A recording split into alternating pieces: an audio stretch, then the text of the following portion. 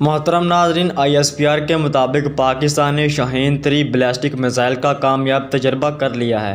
सदर ममलकत, वज़ीर आज़म और तीनों मुसल्लह अफ़वाज के सरबराहान ने तजर्बे पर मुबारकबाद पेश की है। ISPR के मुताबिक शाहीन-3 बैलिस्टिक मिसाइल की रेंज 2450 किलोमीटर है। मिसाइल ने बहरा अरब में अपने हदफ को कामयाबी से निशाना बनाया। मिसाइल का तजर्बा टेक्निकल पैरामीटर को जांचने के लिए किया गया था। मिसाइल 2750 किलोमीटर तक अपने हदफ को कामयाबी से निशाना बना सकता है।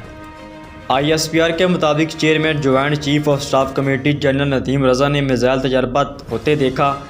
DGSPD commander army strategical force command, chairman NESCOM missile programme के साइंसदानों और इंजीनियर भी इस मौके पर मौजूद थे।